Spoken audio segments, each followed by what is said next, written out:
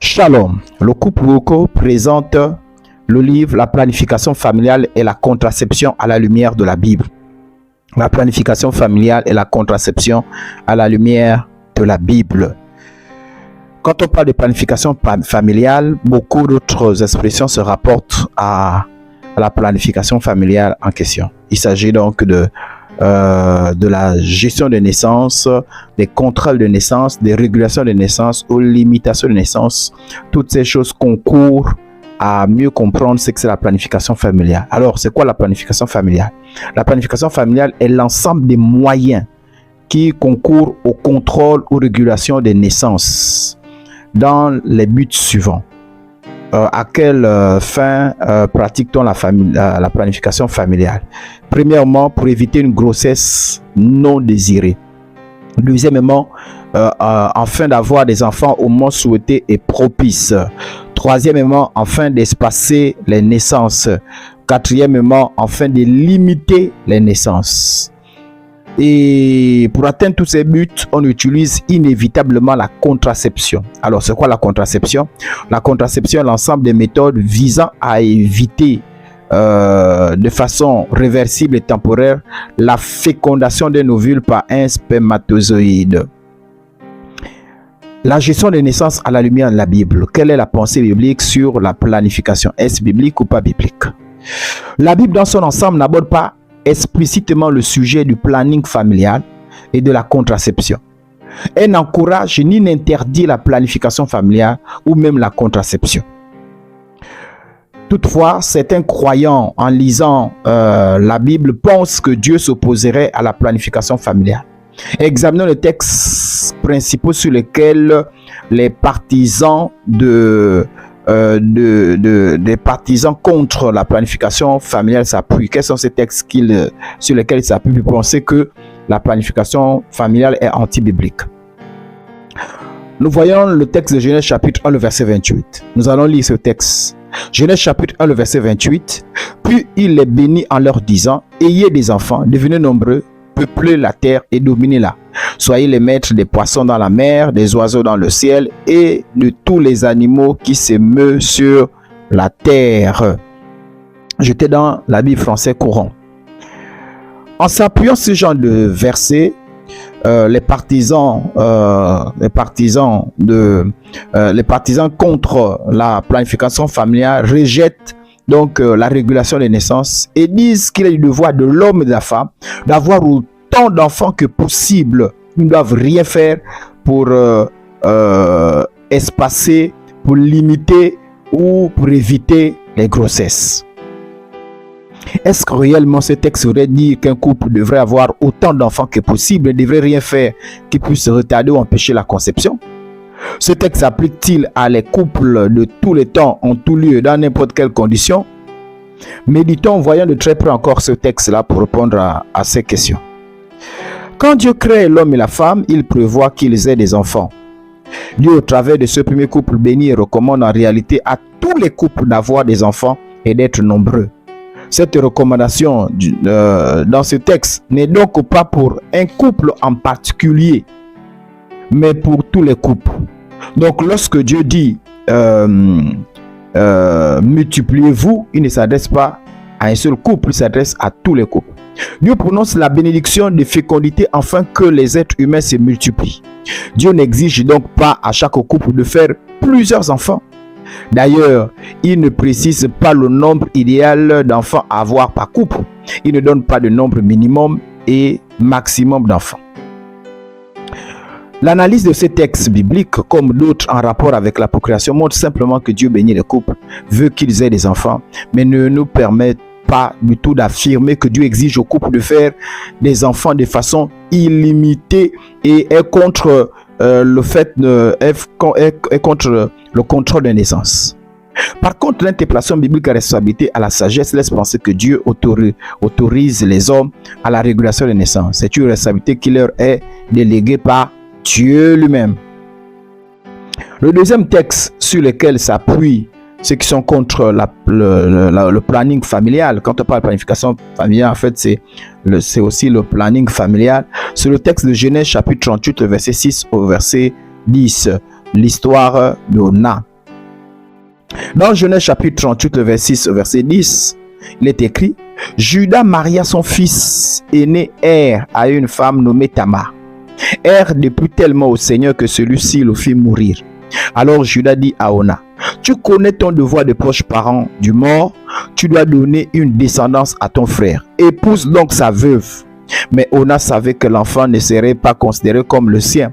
C'est pourquoi chaque fois qu'il avait des rapports avec sa belle-sœur, il laissait tomber sa semence à terre pour ne pas donner d'enfant à son frère. Cette conduite déplut au Seigneur qui le fit mourir lui aussi. Regardons le contexte de ce texte. Qu'est-ce que les partisans, ceux qui sont contre le planning familial utilisent? Regardons ensemble le contexte. Er, le frère d'Ona, meurt sans laisser des enfants, premièrement.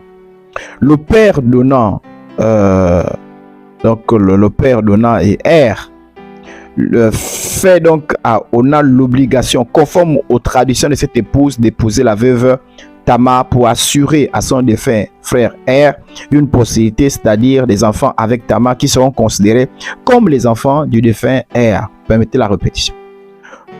Ona accepte volontiers cette recommandation. Avant de continuer, voyons un peu de quelle tradition il s'agit. Deutéronome chapitre 25, le verset 5, verset 10 dit: Si deux frères demeurent ensemble et que l'un d'eux vienne à mourir sans avoir d'enfant, sa veuve ne se remariera pas en dehors de la famille. Son beau-frère l'épousera pour accomplir son devoir de beau-frère envers elle. Le premier fils qu'elle mettra au monde perpétuera le nom du frère défunt pour que son nom ne s'éteigne pas en Israël. Si cet homme n'a pas envie d'épouser sa belle-sœur, elle se rendra à la porte de la ville vers les responsables et leur dira: Mon beau-frère refuse de perpétuer le nom de son frère en Israël. Il ne veut pas remplir son devoir de beau-frère.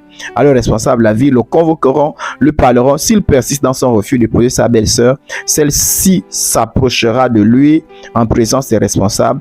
Elle lui ôtera sa sandale et lui crachera au visage. Puis elle déclarera à haute voix: Voilà comment doit être traité l'homme qui ne veut pas constituer une famille pour son frère.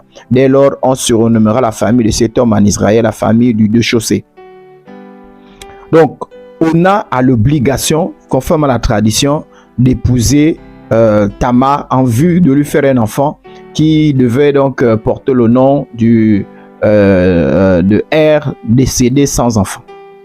Donc, c'est dans ce cadre-là, c'est pour ce but-là que Ona va vers Tamar. Ona ne refuse pas de se soumettre à cette tradition. Il accepte hypocritement de prendre la femme de son frère et de lui souhaiter une descendance, mais dans la pratique refuse cette obligation par le moyen d'une méthode naturelle de contraception, le retrait. Ce passage nous apprend que les Israélites avaient compris d'une part qu'un enfant pouvait être conçu suite à un rapport sexuel et d'autre part que le retrait pouvait empêcher la contraception, le retrait étant une méthode contraceptive, une méthode naturelle.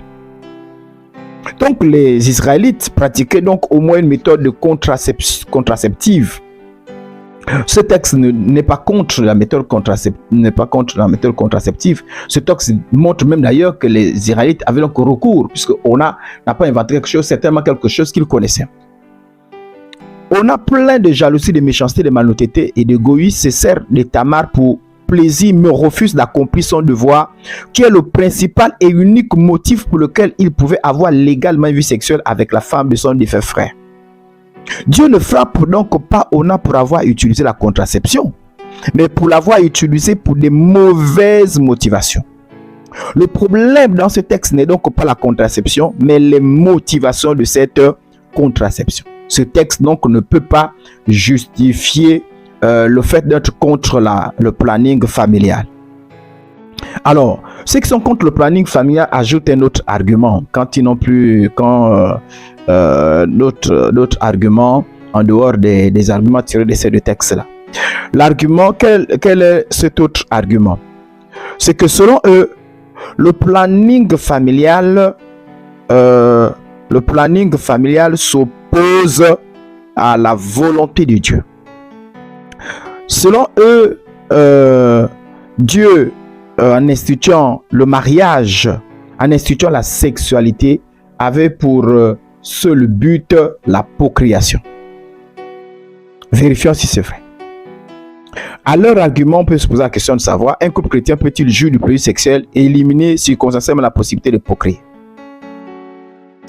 Dieu, en instituant le mariage, met au centre l'union entre l'homme et la femme, donc l'intimité sexuelle. La Bible nous révèle la volonté de Dieu est que le mari et sa femme ne se privent point, mais plutôt juste pleinement la sexualité. La finalité de l'acte sexuel, selon la Bible, comprend plaisir et possibilité de création. L'erreur, ceux qui sont contre le planning familial, c'est qu'ils pensent que la finalité de la sexualité, c'est seulement la procréation. C'est pas ce que la Bible dit. La Bible, quand on lit la Bible, la finalité de la sexualité, c'est non seulement la procréation, mais aussi le plaisir. Le plaisir, c'est aussi renforcer l'union entre l'homme et la femme. 1 Corinthiens 7,5 dit, ne vous priez point l'un à l'autre si ce n'est d'un commun accord, pour un temps, afin de vaquer à la prière, puis retourner ensemble de peur que Satan ne vous tente par votre incontinence. Dieu a donné la femme.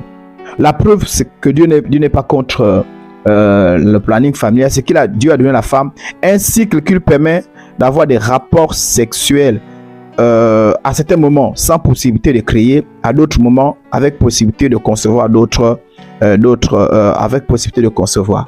Donc Dieu lui-même en créant la femme, dans son cycle a mis des périodes où la femme peut avoir des enfants et des périodes où la femme ne peut pas avoir des enfants. C'est-à-dire qu'à certaines périodes, la femme est fertile. Au cas de contact sexuel, elle a des enfants. À l'autre période, elle est infertile et au cas de contact sexuel, il n'y a pas d'enfants. Donc, nous pensons que cette sagesse de Dieu, c'était pour montrer que c'est à l'homme en fonction de son attitude dans ces diverses périodes, de vouloir si l'enfant ou pas. Donc, et Dieu a donné cette responsabilité à l'homme et Dieu respecte cette responsabilité-là. N'oublions pas que Dieu a donné à l'homme le libre arbitre et la responsabilité de gérer ce libre arbitre. On peut donc aisément, pour me résumer par rapport à ce que je suis en train de dire, penser que c'est une manière pour Dieu de donner à chaque couple la liberté et la responsabilité de faire le choix d'avoir un enfant ou pas à un moment donné.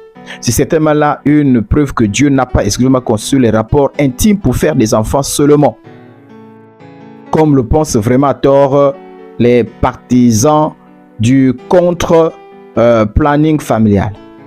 Il serait donc maladroit et illogique de réduire la sexualité à la procréation.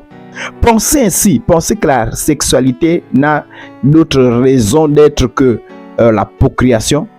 C'est dire que la sexualité n'a pas sa raison d'être chez la femme enceinte, puisque la femme est déjà enceinte. Pourquoi encore avoir une vie sexuelle si la sexualité ne s'explique, n'a de but, n'a de finalité que la procréation? Elle est déjà enceinte. Pourquoi encore avoir une vie sexuelle? Donc vous voyez que c'est logique.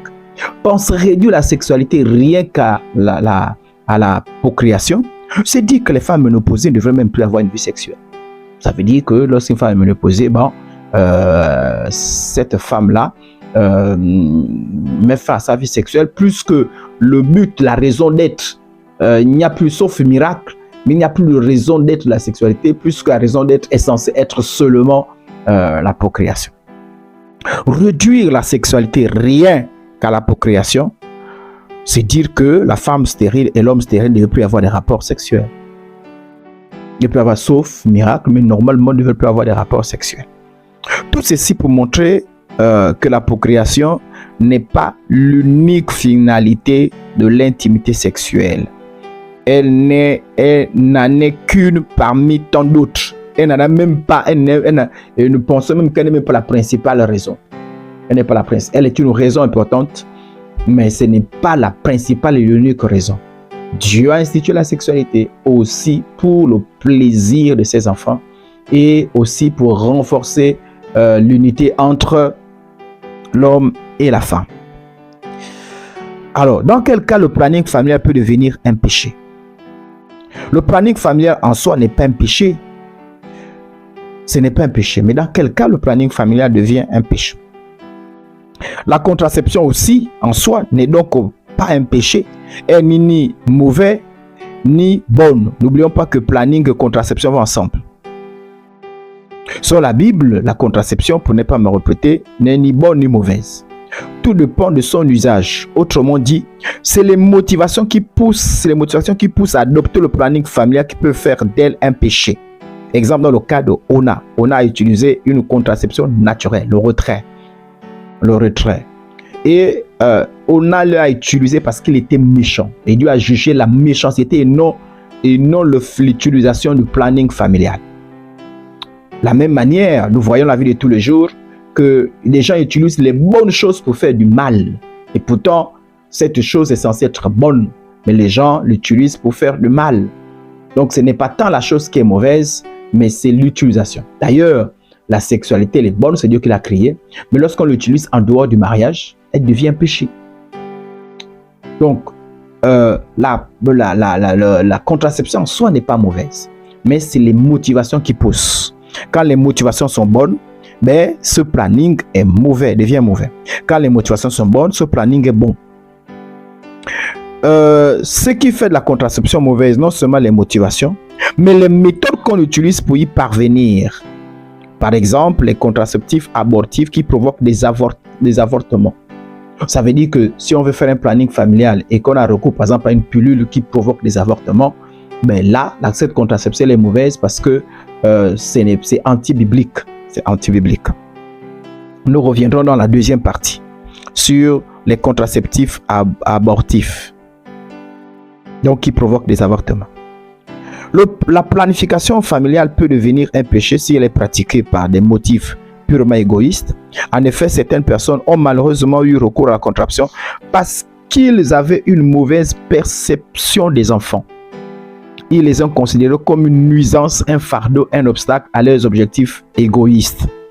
Ouvrons une parenthèse présentement pour parler de la perception des enfants par la Bible. Parce que beaucoup de gens ont eu recours à la contraception. Non pas parce que pour une question d'intelligence ou de responsabilité, mais pour une question de mauvaise perception de ce qui concerne les enfants. Somme 127, 3, 4 dit: mais oui, les enfants sont un trésor, la récompense donnée par le Seigneur. Les fils qu'un père reçoit dans sa jeunesse sont comme des flèches dans la main d'un combattant. Somme 128, 3, 4 dit: chez toi ta femme sera comme une vigne fertile, et tes fils auront de ta table comme des jeunes oliviers. Voilà comment sera béni l'homme qui est un fidèle du Seigneur. Somme 17, 6: un enfant des enfants sont la couronne des vieillards, et les pères sont la gloire de leurs enfants. La Bible présente toujours le fait d'avoir des enfants comme positif. D'ailleurs, l'incapacité d'en avoir est souvent présentée comme quelque chose de négatif. Personne, la Bible n'a jamais exprimé le désir de ne pas avoir des enfants. En plus, la planification familiale selon la sagesse divine. Utiliser, si je pouvais donner un autre titre, c'est utiliser sagement la planification familiale. Utiliser selon les principes bibliques, utiliser correctement selon les principes bibliques la planification familiale. Pourquoi la gestion et le contrôle des naissances, les avantages d'une planification familiale? Nous voulons voir pourquoi il est sage parfois d'avoir recours à la planification familiale. Et pourquoi ne pas avoir recours parfois aussi peut être un péché. Nous voulons le voir. Dans Luc chapitre 14, verset 28 verset 30, il est écrit: en effet, si l'un de vous veut bâtir une tour, est-ce qu'il ne prend pas d'abord le temps de s'asseoir pour calculer ce qu'elle lui coûtera et de vérifier s'il a les moyens de mesurer son entreprise, de mener son entreprise à bonne fin? Sans quoi il arrivera, et s'il n'arrive pas à terminer sa construction après avoir posé les fondations, il risque d'être la rusée de tous les témoins de son échec. Regardez, diront-ils, en voilà un qui a commencé de construire et qui n'a pas pu terminer. Ce texte nous enseigne la sagesse. Il nous dit que la réflexion et la préparation devraient précéder toutes les œuvres, y compris le fait d'avoir des enfants. Les chrétiens devraient faire aussi preuve de cette sagesse pour faire des enfants. La planification familiale ou le planning familial en matière de naissance n'est pas la maîtrise absolue de la fécondité, mais c'est le fait de collaborer avec Dieu. C'est faire preuve de responsabilité et de sagesse divine tout en s'attendant à Dieu concernant la procréation. Quelles sont les bonnes raisons qui peuvent pousser un couple à recourir au planning familial? Première raison, pour des raisons de ministère. Un couple de chrétiens consacrés au ministère peut décider d'avoir moins d'enfants ou pas du tout pour un temps ou définitivement afin de mieux accomplir leur vocation. C'est possible. Il est écrit dans 2 Timothée chapitre 2 verset 4, il n'est pas de soldat qui s'embarrasse des affaires de la vie s'il veut plaire à ceux qui l'ont enrôlé. 1 Corinthiens 9, 5 dit, n'avons-nous pas le droit de mener avec nous une sœur qui soit notre femme, comme le font les autres apôtres et les frères du Seigneur et s'effacent. L'apôtre Paul dit qu'il avait le droit d'avoir une femme. Pour des raisons de ministère, il a préféré se consacrer. De la même manière, à cause du ministère, à cause de l'appel, du type d'appel, un couple peut décider d'avoir des enfants, moins d'enfants, ou des enfants un peu plus tard, ou de faire des enfants un peu plus tôt et puis après un moment s'arrêter, ou encore n'est pas du tout en faire. Donc vous voyez, dans tous les cas, la sagesse peut les pousser à avoir un planning, à réguler les naissances, à contrôler les naissances. Et cela n'est pas anti-biblique. C'est une question de sagesse. Dieu a donné cette responsabilité à l'homme. Il y a des choses que Dieu a données, délégué la responsabilité à l'homme. C'est l'homme qui doit gérer. Deuxième raison pour laquelle un couple peut avoir recours au planning familial, c'est pour préserver la santé de la mère. D'ailleurs, il a été constaté que ceux qui sont contre la contraception sont plus des hommes et des femmes. Mais parfois, c'est leur égoïsme qui parle parce que les hommes ne sont pas très touchés par les difficultés liées à la procréation. Être enceinte est une merveilleuse chose, mais porter la grossesse pendant 9 mois n'est pas souvent un long fleuve tranquille. Elle suscite des bouleversements et parfois des complications, nausées, vomissements, bouleversements hormonaux, brûlures d'estomac, constipation, fatigue, vertige, anémie, insomnie sont autant de malaises qui touchent les femmes enceintes. Certaines femmes considèrent la grossesse comme une preuve physique et psychique, source d'angoisse, de crainte, de doute. Il y a aussi les complications liées à l'accouchement comme les hémorragies. Face à tout ce qui précède, l'amour et la sagesse que Dieu accorde à ses enfants recommandent à chaque couple de prendre des dispositions suivantes, certaines dispositions afin que la procréation soit une bénédiction et qui n'est suivie d'aucun chagrin. Comme le dit le texte de Proverbe chapitre 10 verset 22, c'est la bénédiction éternelle qui enrichit et il ne la fait suivre d'aucun chagrin. Alors, quels sont on a dit que c'est pour la santé de la mère. Voyons, rentrer un peu plus en détail. Et dans la santé de la mère, nous voyons que qu'est-ce qu'il faut faire, quelles sont les dispositions pour aménager la santé de la mère. Premièrement, il faut éviter des grossesses trop rapprochées. Pour la santé de la mère et de l'enfant, au moins 2 ans devraient s'écouler entre 2 naissances. Et quand il n'y a pas de planning familial, lorsqu'on n'a pas de moyens de contraception, des enfants peuvent venir quasiment chaque année. Une mère a besoin de 2 ans pour que son corps, son organisme se récupère entièrement après une grossesse et un accouchement. La santé de la mère est menacée si les grossesses sont trop rapprochées. Elle a besoin de temps pour retrouver la santé, reconstituer son état émotionnel et récupérer ses forces avant d'avoir un autre enfant. Les gens qui sont contre la contraception devaient écouter cela. Non seulement la Bible n'est pas contre, mais quand la Bible n'est pas contre, à être contre, c'est aussi manquer d'intelligence. Et c'est aussi une preuve de méchanceté envers les femmes. Parce que une femme qui fait les enfants quasiment chaque année, c'est une femme qui est en danger, qui met sa femme en danger. Et personne ne devrait se mettre en danger en faisant ce qui est correct. La bénédiction de l'Éternel n'est suivie d'aucun chagrin. Il est nécessaire d'espacer des grossesses. Et pour espacer les grossesses, il faut donc avoir recours au planning familial, à la régulation des naissances. Et dans cette régulation des naissances au planning, il y a nécessairement la contraception qui peut être naturelle, chimique ou mécanique. L'autre, pourquoi avoir recours au planning familial? Mais pour limiter le nombre de grossesses. Si une femme tombe enceinte tout le temps, cela pourra facilement nuire à sa santé ainsi qu'à celle de ses enfants. Les risques de complications, voire des graves problèmes de santé comme l'anémie et les hémorragies augmentent à partir de la 5e grossesse, surtout si elles ont lieu à moins de 2 ans d'intervalle. En effet, des grossesses et des naissances répétées, l'allaitement et les soins à donner aux enfants peuvent mettre l'organisme d'une femme à rude épreuve. Ça, les hommes devaient être conscients de ça. Autre chose, pourquoi le planning familial? Mais pour éviter les grossesses après un certain âge.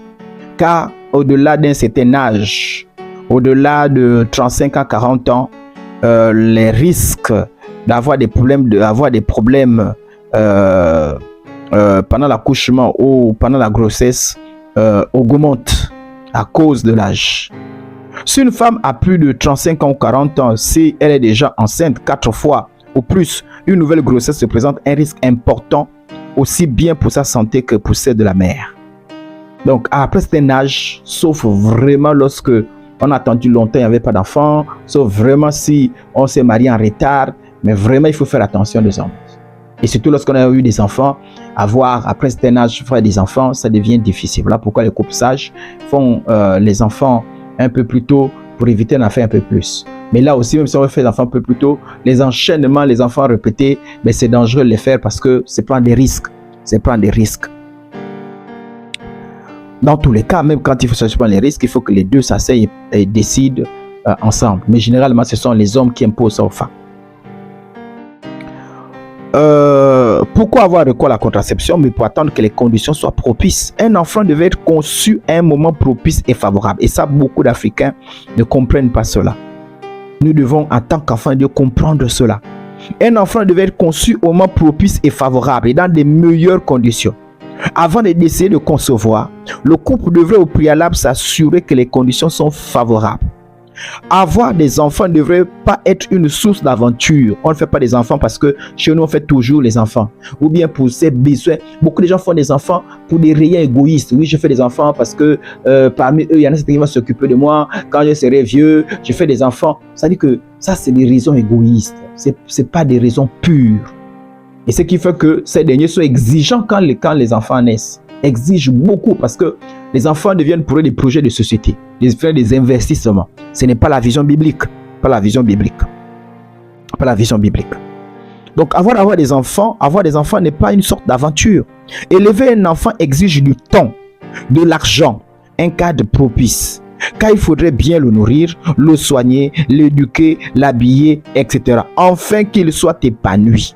Faire des enfants n'est pas les encadrer, c'est un péché, c'est anti-biblique, c'est pas chrétien. Dieu, sans tenir compte de ta ignorance, annonce un cas se repentir. Voilà pourquoi, les gens pensent que c'est le fait de contrôler la naissance qui est un péché. Mais faire des enfants n'importe comment, sans sagesse, sans intelligence, c'est aussi un péché. C'est vraiment là le péché, parce que c'est fait souffrir des innocents. Parce que Dieu a donné la sagesse, alors on ne peut pas dire oui, c'est Dieu qui a donné. Non, Dieu a donné la sagesse. Que chaque fois qu'on va quand on est en contact sexuel avec sa femme, à une période fertile, que les enfants, c'est des mécanismes que Dieu a mis. Donc quand tu actives ce mécanisme-là, un enfant vient. Dieu a fait ça comme ça. Dieu a fait cela comme ça. C'est un mécanisme qui est là. Et l'homme a la responsabilité de ce mécanisme. Ce n'est pas le seul mécanisme. Il y a d'autres mécanismes dont l'homme a la responsabilité au niveau là. Voilà pourquoi aujourd'hui, on parle de la régulation. C'est possible. Avec la connaissance que nous avions, c'est possible de faire des enfants au moment désiré, à un moment propice. C'est possible. Et voilà pourquoi c'est l'un des buts aussi de cet enseignement. C'est pour donner la sagesse et l'intelligence. Donc, se réfugier dans l'ignorance, ça veut dire mon peuple, il faut te connaître, se réfugier dans l'ignorance ou se réfugier sur des faux prétextes religieux pour faire du désordre, mais ce n'est pas une bonne chose. Un enfant doit être éduqué. On doit prendre soin des enfants, pas seulement donner l'argent, non, éduquer, encadrer. Quand on comprend la responsabilité d'un père ou d'une mère derrière un enfant, on ne va plus s'aventurer à faire les enfants n'importe comment. Et ce n'est pas vraiment sortant de ces mentalités, ces fausses mentalités. Alors, avant d'avoir les enfants, on devrait réfléchir. 1 Timothée 5,8 dit: si quelqu'un ne prend pas soin de sa parenté et surtout des membres de sa propre famille, il a trahi sa foi, il est pire qu'un incroyant. Nous avons une grande responsabilité vis-à-vis de ces êtres qui n'ont pas demandé à venir au monde. Si certains couples sont en mesure de prendre soin de plusieurs enfants, sur tous les aspects concernant le développement de l'enfant, d'autres le sont moins. Mieux vaut avoir peu d'enfants et les offrir les meilleures conditions de vie que d'avoir beaucoup d'enfants et les plonger dans la précarité. Nous terminons pour la première partie. Nous reviendrons sur la deuxième partie pour parler des moyens de contraception. Sur la première partie, nous disons comment prendre la décision de planifier les naissances. Il incombe au couple que Dieu a doté d'une sagesse, d'une intelligence et d'un discernement de ne pas faire du planning familial un sujet de tabou, mais de décider. Il y a certains couples, il y a certains hommes, dès que la femme commence à dire, bon, est-ce qu'on ne peut pas faire un planning familial, est-ce qu'on peut réfléchir, c'est fini. Et il y en a, c'est rare, mais il y a aussi des femmes comme ça. Le planning familial incombe à l'homme et la femme. C'est ensemble que l'homme et la femme doivent décider du moment propice pour faire un enfant, du nombre d'enfants désirés, utiliser la contraception qu'il faut utiliser le moyen de contraception qui convient. C'est ensemble. C'est ensemble. C'est ensemble. L'homme ne doit pas imposer, ne doit pas obliger à une femme de faire un enfant. De même, un enfant ne peut pas aussi interdire à l'homme, empêcher l'homme d'exprimer son désir d'avoir l'enfant. Normalement, quand il y a l'amour, les deux personnes doivent s'asseoir, étudier tous les contours. Normalement, quand il y a l'amour, la sagesse de Dieu, vraiment les motivations sont pures, on fait une touche par prendre une bonne décision. Et il n'y a pas quelqu'un qui impose l'autre sa décision. Il n'y a pas une femme qui dit non, non, non, non, non, non, non, non, non, non, sans comprendre les motivations de l'homme. Il n'y a pas l'homme aussi qui dit au force, obligé de faire un enfant. C'est rare, mais il n'y a pas aussi une femme qui dit je fais un enfant, un homme qui n'en veut pas. Qui n'en veut pas. Et en tout cas, dans tous les cas, un couple doit pouvoir s'attendre pour faire le planning familial. La connaissance que nous avons aujourd'hui permet aisément de faire le planning familial sans problème. Aujourd'hui, avec les méthodes de planning familial, un couple devrait plus être surpris par une grossesse. Dieu veut, et c'est vrai que Dieu peut parfois, de façon souveraine, malgré la contraception, faire en sorte qu'un enfant arrive. Mais ça, là encore, c'est une exception. C'est un miracle de Dieu, c'est quelque chose de Dieu. Quand ça vient comme ça, là, il faut l'accepter. Mais sinon, aujourd'hui, avec toutes les méthodes de planning familial, l'enfant un couple ne veut plus avoir un enfant par surprise. Dieu veut que le couple agisse de manière responsable et équilibrée, de façon sage. Donc la contraception incombe autant aux hommes qu'aux femmes. Cette responsabilité est partagée. Elle n'est pas l'apanage uniquement du mari ou uniquement de la femme. Ce couple de décider ce qu'il va faire. Dans la deuxième partie, nous allons voir les moyens de contraception qu'on peut utiliser pour le planning familial. Mais sinon, en attendant, vous avez cet enseignement, il va toucher, vous voulez avoir un planning familial, allez-y, rapprochez-vous des personnels soignants, rapprochez-vous des personnes outillées qui sont enfermées sur la situation, informez-vous, prenez des bons livres, informez-vous. Voilà. Personnellement, nous avons sorti un livre sur cette deuxième partie. Nous reviendrons d'ailleurs par la grâce de Dieu sur les méthodes contraceptives. Nous allons voir qu'il y a trois méthodes contraceptives, les méthodes chimiques, naturelles, mécaniques, comment faire le choix. Est-ce que dans ces méthodes, il y a les mauvaises méthodes? Il y a les mauvaises méthodes, hein, parce qu'il faut faire attention, l'enfant Dieu n'embrasse pas n'importe quoi, les choses n'importe comment. Il faut donc user de sagesse. Et d'avant, je vous dis que surtout dans les méthodes chimiques, il y en a beaucoup. Dans les méthodes contraceptives chimiques, il y a beaucoup de choses utilisées qui sont anti-bibliques, en ce sens que ils utilisent une action dite abortive, donc qui provoque un dernier recours. C'est-à-dire qu'au cas où un enfant se formerait, par exemple, malgré le fait qu'on prenne une pilule, qui est un avortement. Donc, bref, nous reviendrons en détail dans la deuxième partie. Si vous avez cette partie-là, faites signe, ça nous encourage. Que le Seigneur vous bénisse. Au nom de Jésus, Dieu donne la sagesse et l'intelligence. Dieu, sans tenir compte de l'ignorance, annonce chacun se repentir. Si autrefois vous avez fait des choses avec égoïsme, avec une mauvaise motivation, et que vous voulez bien faire des choses, c'est toujours, il n'est jamais trop tard. Et aussi, au moment où je termine cette première partie, j'aimerais nous exhorter que c'est un homme dans le monde, cela peut être son âme.